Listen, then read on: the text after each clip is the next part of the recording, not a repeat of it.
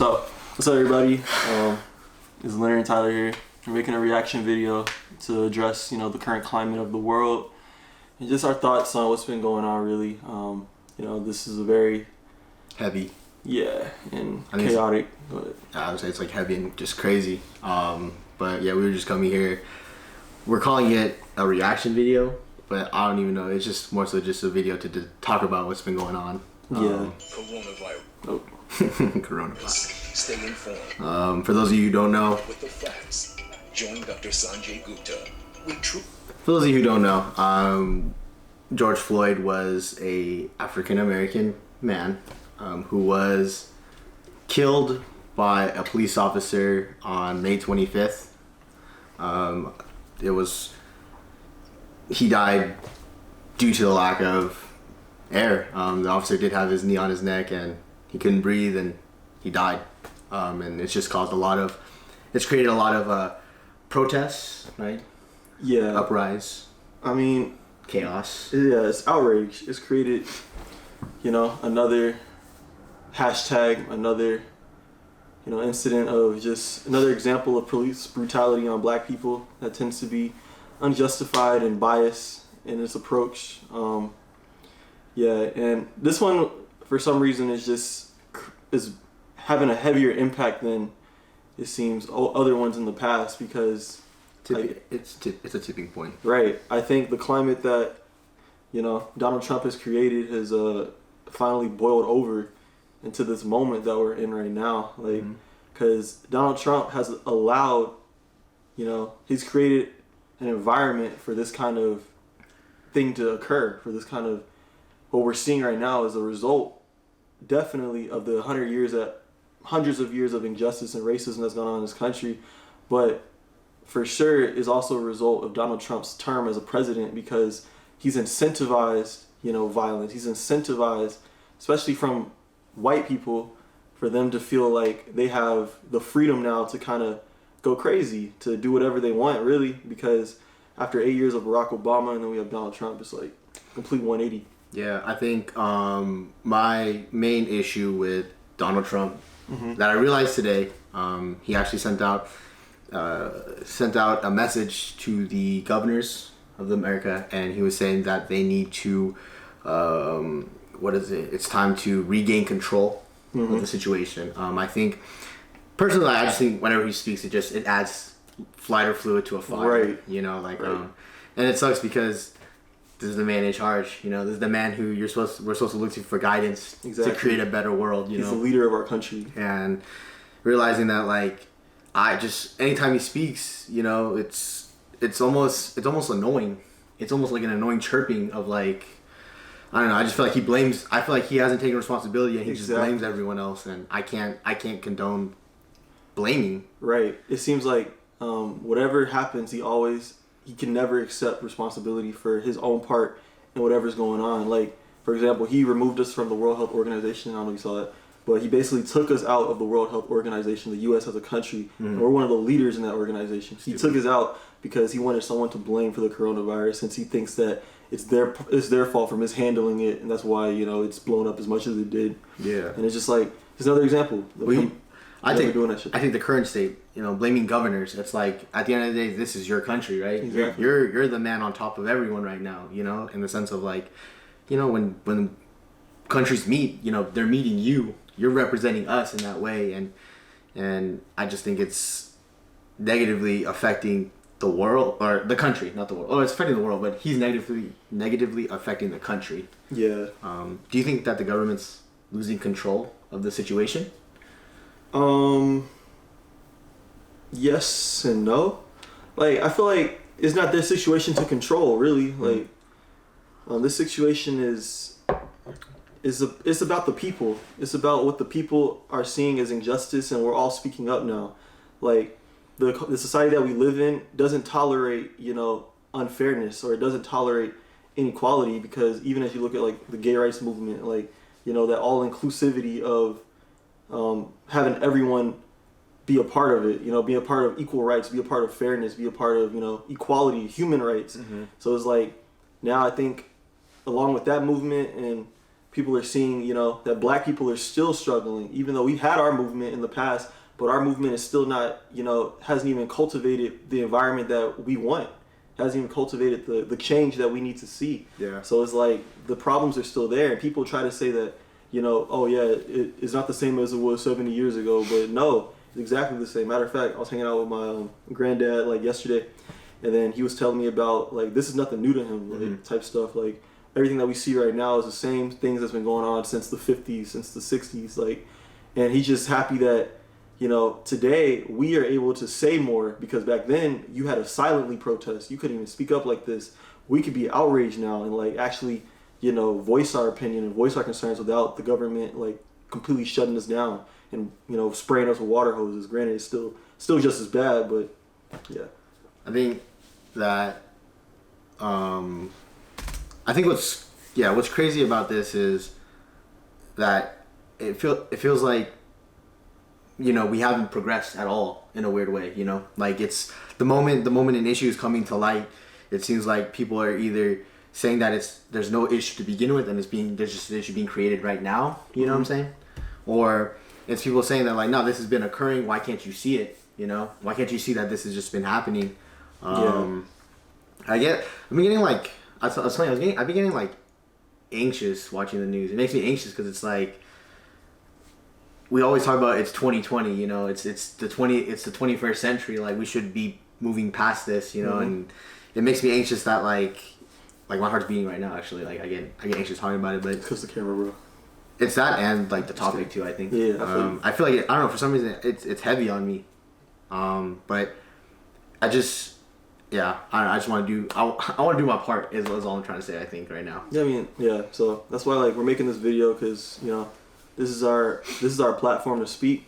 This is where we can have a voice. This is where we can get our message out, because in this world that's so big and not many of us have a lot of power, you got to do whatever you can to try to make a difference. And so this is our way of doing that. So talking about like the video, like what did you think when you saw it? Did you see the video? Did you watch it? Of him, him. Yeah, bro. When you find out that it's 9 minutes of this dude being on his neck, right, the whole video, and then you find out later in the news they're saying, like, my mom was saying that, like, the defense was saying that it was also like natural causes as well. They said he was like sick, whatever the case may be, older. But it's like at the end of the day, like if I put my knee on your neck for 9 minutes, do you think you'll be able to breathe for 9 straight minutes? Exactly. The man said he couldn't breathe. Exactly, multiple times. The man said he couldn't breathe. Now, deeper than that, he was crying for his mom. Like, he was calling out for his mom. He's dying. His mom was dead. His mom has been dead or something, right? Isn't that? I don't know. I think his mom was already like dead, I think. Regardless, like if you're crying out for your mama, like clearly, you under some serious type of stress or duress. And it's like, as a person, why would you keep your knee on the dude's neck? Granted, and the dude, like me watching it, I just got angry. Like every time I see this kind of stuff, it just makes me upset. It makes me angry. I don't know, like when I watch it the first time, I feel I ingest it, I digest it, and then whenever I saw my mom watching it, and like I didn't even want to be around her watching it, because just seeing it just makes me like, like I just get pissed, because you're at unease. Is that I just feel mad, it's like you just watch this kind of stuff happening to your own people, and it's just like what kind of world are we living in where this is just the norm type shit? Yeah, how do you so seeing this, and identifying as black, how does I don't identify as black, bro. Or you're black. Yeah. Sorry, I didn't know the. Sorry, I didn't know this. But like walking, do you feel like you're do you feel scared to like walk out like in public? In public places. You know what I'm saying? Like in that sense, do you feel unease when like there's police officers around you, like anything like that? So when I walk out in public, like for sure, certain areas I feel black. I feel my blackness. I can feel the color of my skin, because I have to be more aware of it, type stuff. When I'm around police, I get terrified. Like I've been pulled over 3 times in my life, and and 2 of those times were not that bad. Like 2 of them I got off with like no ticket type stuff. 3rd time, like I deserved the ticket, but still, like the 3 times I've been pulled over, you always just feel tense. Like I remember the first time I got pulled over, I was shaking. Like Like once it was over, like my hands were shaking because I was just so freaked out. Like 2 officers like came up to my car. Two. Both of them got out of the big ass car, and then they had one of them was talking to me on the side, the other one was on the other side. And it was me and my old like Mitsubishi, so it was like an old ass car, like so whatever. And the other was just looking in the back seat, scanning around and shit, like just trying to talk to me, like, where you coming from, like type stuff, And I was like, okay, whatever, like conversation, like you had a busted tail, like, so just get that shit fixed. And I was like, all right, for sure. Second time, like, I hopped out the car because I didn't know what I was getting pulled over for, but I hopped out the car. I was like shaking. Dude was like, "Sir, please get back in your car," like And he was polite, he was nice to me. So, and he didn't give me a ticket for cross the double line or whatever. So like third time I deserved a ticket, but still like my encounters with police officers haven't been exactly too bad, but there's still always a tension of you don't know what could happen out of this traffic stop type stuff, because like the climate is just. You've seen the history of repeated incidences where police officers do that. Mm-hmm. Granted, not all of them are bad, so I want to make that clear. Not all police officers are bad. Yeah, it's a fine, like this is all just like a fine line, because you say you use one wrong word and then all of a sudden you're deemed as like an enemy or you don't show your hands, Yeah, you have a right to get shot. What about the idea that? What do you think of the idea of people labeling all cops as evil? Then all police as evil. Well, I mean, that's unfair to any group because, like, you should never label the whole group as evil because, of course, there's going to be outliers. There's going to be a group of people that are, of course, good out of that group. Yeah. Everyone is capable, quoting Avatar here, but everyone is capable of extreme good and extreme evil, you know? So it's like, it doesn't matter. Evil is not defined to one group. Good is not defined to one group. Everyone is capable of that shit. Because that brings my other point, because it's not fair to say that only police officers are killing black people. Black people kill black people type stuff. So it's like people die every day. Right. So not only am I on the lookout when I'm out in public, I'm not only on the lookout for police officers, but I'm on the lookout for gangs. I'm on the lookout for certain areas where I need to watch my back because you never know what could happen. Mm-hmm. So it's like all that kind of stuff. Right. So this issue isn't just one sided. There's two sides to this issue of black people dying in America. So It's like there's a lot of stuff we got to fix. But for the police officers, people that's supposed to protect us, killing us, that's a whole nother. That's why it's so, the hurt is so deep because Definitely. they're supposed to protect us. But yeah, I was gonna say and then I came to the realization that this dude needs to serve a massive amount of time. He needs to You think about it, if he serves anything less than like a 25-year sentence, people are gonna lose their shit. Like, you know what I'm saying? But you see, he's only getting charged with third degree. Yeah, I know. That's like nothing. Oh, is it not? I thought third degree murder. So the first, second, third, I think manslaughter or something like that. Didn't he get charged with third degree and manslaughter though? I'm not sure, but those are like one of the lowest terms of murder. First degree murder is where you get the capital charges. And the fact of the matter is he killed a man. Like, exactly. That idea that he didn't do it, like his knee was on his neck. The guy said he couldn't breathe. And they said he was non-responsive for the last 2 minutes of that video. Bro, did you see the video? Like, the dude wasn't moving. I turned it off because it's kind of... I watched the whole thing, man. The dude was not moving. Like, he was responsive, talking about, I can't breathe. Dude's on his neck still. He literally stops moving. Like, he's unconscious type stuff. Dude is still on his neck. This dude is not mobile. He doesn't even check his pulse. Like, you don't even check for him.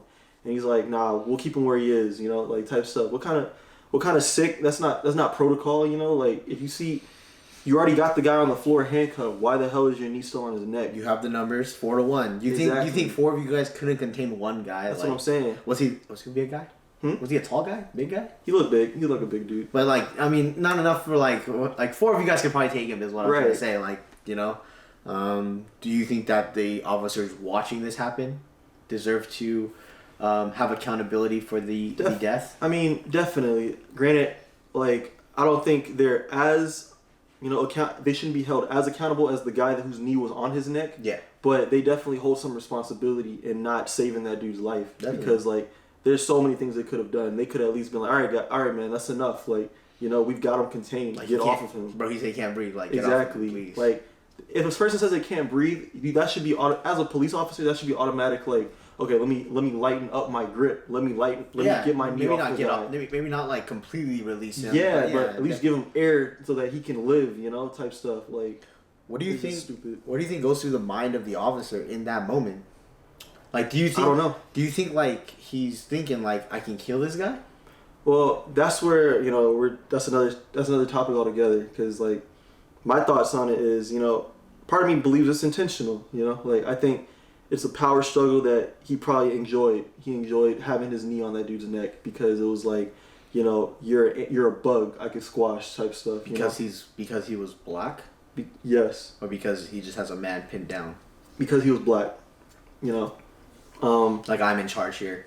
Yeah, it was a white officer, utilizing his position and misusing his ability to, take a life in that stance. And because the guy was black, that gave him even more, incentive to take him out because this guy means nothing to me in this American society. Mm-hmm. He's at the bottom, like he's nothing. Mm-hmm. That's what it felt like to me.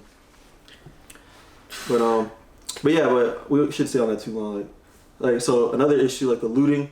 So aside from the protest that's occurring, looting and can we label looting, stealing, robbery all that into the same category?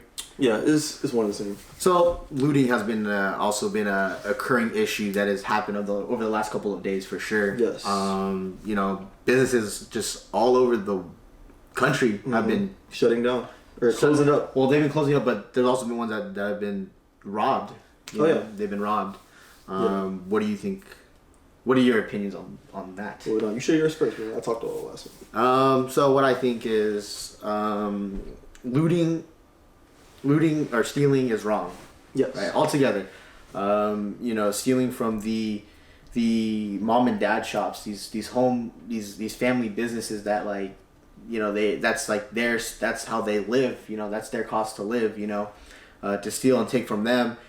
It's wrong, like they're honestly like innocent bystanders in that situation, they say like looting is, and there's this book in the defense of looting.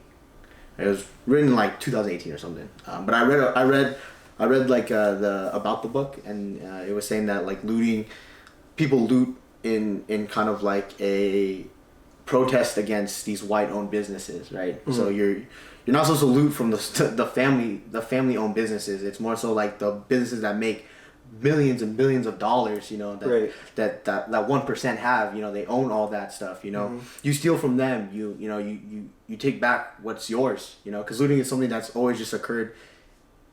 I keep saying looting and stealing, that's just something that's always been occurring, The idea to label these people as, are they thugs? I don't know if they're thugs. I think they're just, some of them I feel like are kids. They're just kids who see other people doing it, so they're doing it. You know what I mean? Yeah. But yeah, I think it's wrong. I think it's sad that it's come down to that, that's occurring, but I also feel like it is also part of the protest, Mm-hmm. Stealing is part of the protest. That's what comes with it. It's, you take actions more seriously to be heard. Right. Right. That's very important. Like my thoughts on it, I agree. Yeah, stealing is wrong, Stealing in general is just wrong. Yeah, from a moral standpoint. Yeah. I feel like the looting, it does hurt the stance of the protest because that is centered, that it happens along with the protest. Mm-hmm. I feel like it's a distraction from the main issue, of course. At the same time, like, I feel like, I don't know, looting, so I had a conversation with my mom about this, and we talked about, she used a great analogy about how like a child acts out in a tantrum whenever it doesn't receive enough attention from its parent. Kind of touching on to what you said. Yeah. And it's like whenever a child is neglected or not paid attention to, they'll do whatever they need to do to get attention from that parent. And so, it's wrong of the child to do that, but at the same time, the parent holds some responsibility in paying attention to what the child needs, Correct. Accountability is very important. Yes. So it's like, and my mom said, she said, if the parent doesn't make any effort to, give more attention to the child and issues that the child needs, then the child has no incentive to change its behavior. See what I mean? So it's like, so if a parent gives no attention to the child to fix the behavior of why the child is looting, mm-hmm. or to fix the cause of why the child is looting, then the child has no incentive to fix the behavior. Got it. All right. So yeah, it's like, so in this situation, people are protesting. People are looting. It's a reaction to, it's a response. It's an aggressive response to the injustice that they already feel. So they're going out and taking that further step of, you know, I'm gonna cause destruction. Since I'm protesting, you're not hearing me. Let me take it a step further. I'm gonna hurt people. I'm gonna cause obstruction of property. I'm gonna destroy things in order for you to pay attention to me, since you're not hearing me when I'm screaming it out. So yeah, like, it's wrong because you're stealing from, you know, hard-earned business owners, hard-working people that, of course, deserve every right to have their own fair company and to have their own property that they worked hard for. But at the same time, like, that's why it's a tricky thing. At the same time, it's like, these people are crying out for a reason. You know, they're responding like this for a reason. So pay attention to why they're doing this. You know, there's a bigger, deeper issue here than just the looting. So it's like, yeah, bro, it's like, I don't know. And also, looting, my other thought on it is how, like, big businesses, they steal from us all the time, if you want to think about it. Like, oh yeah, from a business standpoint, like, it's stealing. Or from a humane standpoint, it's stealing. Right, they're stealing on both sides, you know. Small businesses, I'll exclude. Like, it's like, I just look at it as acknowledge that, or be accountable of that. Like, don't just say that this is happening and this is the only way that it happens. It happens all over. It happens all through history, all over the world. Like, it's a constant thing that just is constantly occurring. Right. Like, for example, like, businesses, they ship, like, they use jobs overseas, people labor overseas in order to create their products, right? So that steals jobs from here, you know? If you want to look at it like that, you're stealing opportunities for people to have work here and shipping it over there. Yeah, to make a profit. To make a profit because it costs less. That's stealing, you know? You're making things at a very low price, at a very low rate, and shipping it over here and selling it, jacking up the price 300%. Yeah. That's stealing. Yeah. Like, if you really want to look at it like that, then they're stealing on both sides here. It's not a one-sided issue. And it makes sense, right? So in a business, you do what you can to save money to make money, right? Right. But at the same time, it's like, again, well, then you look at it from a moral standpoint. How do you live with yourself knowing that you have this nice house and there's people starving out here with no jobs? Homeless? Exactly. You know, like, you don't think of that because it's like, you know, you get to go home to your $1 million home mansion. You get a pool in your backyard so you can relax and meditate out there. You know, like that kind of thing. It's sad. Right. It's sad.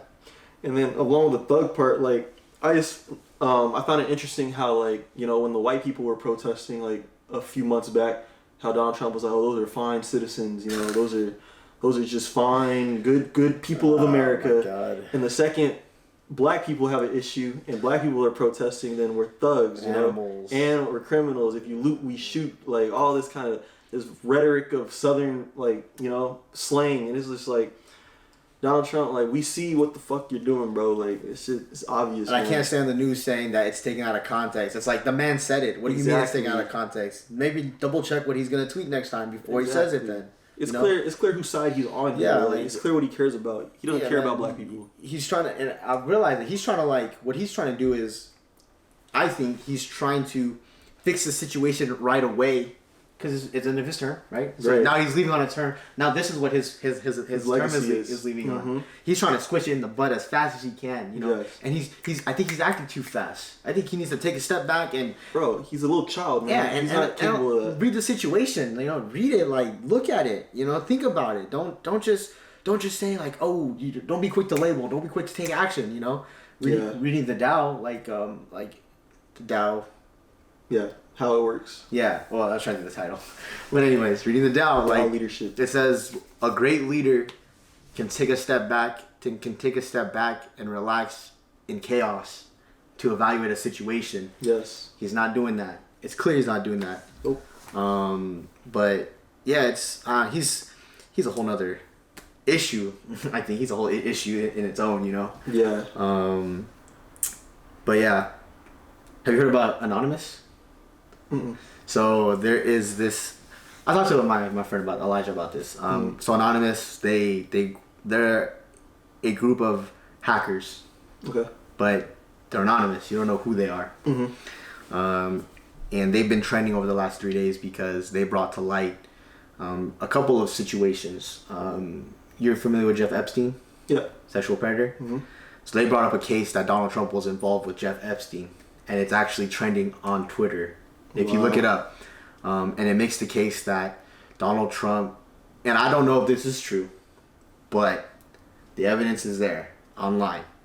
They put it out on Twitter that he he's a part of the Epstein. He's a part of the Epstein murder. So he's part of they people are thinking that he's the reason why Epstein's dead. Wow. But Trump was also involved with multiple cases with multiple kids. And in the thing it says that like he paid off, and I know this is like side this is like a tangent, but he paid off these kids, these families, millions of dollars to keep quiet about it. Wow. You know, and the fact that this is coming to light now, and this man is our leader. Like, do people not have like the common sense to think about something like this? You know, like right. No, man, it's right now like I said, going back to the environment that Donald Trump has created and the climate that America is in right now. Like, we're in a climate where the truth is being blurred. You know, honesty and integrity is being blurred. They're putting more value to creating their own false narratives instead of giving actual facts to the citizens in order for us to act on the actual facts. But instead we're reacting to false narratives, you know?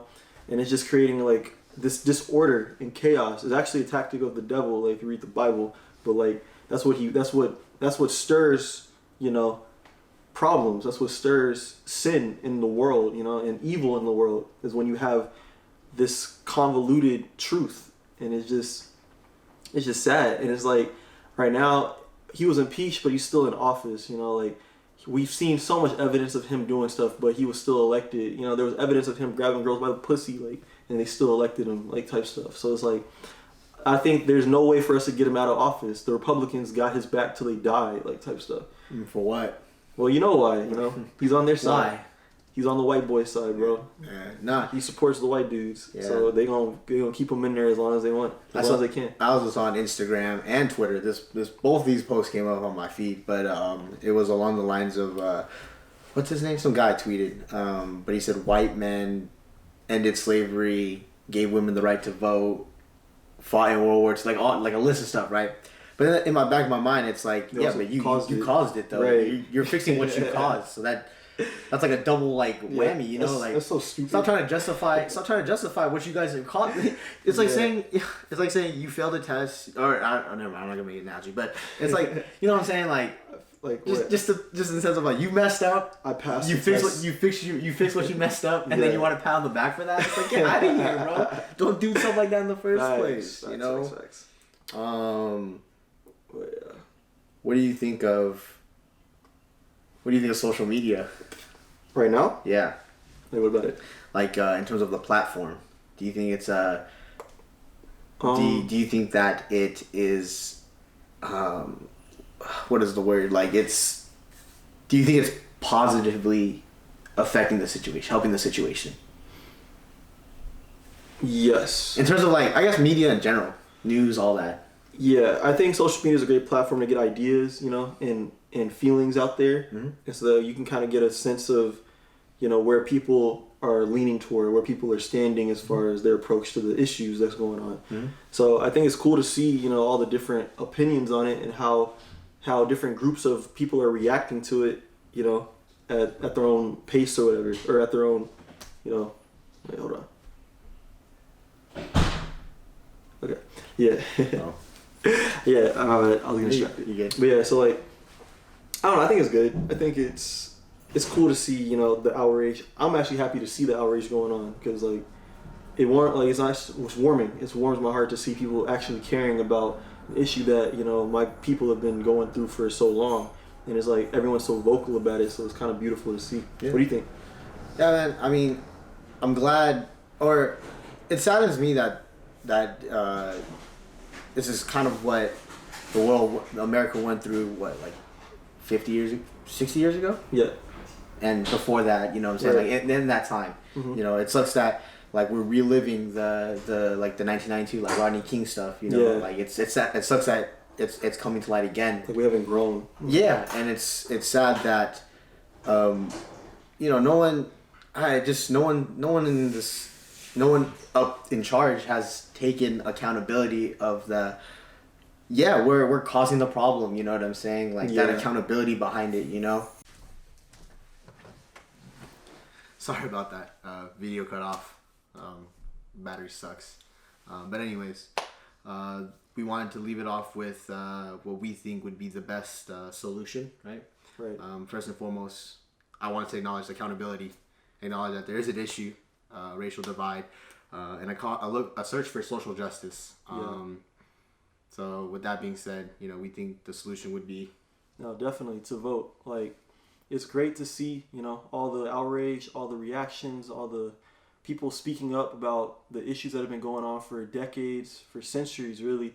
And it's, it warms my heart that people actually are starting to care, about the injustice that this country is going through.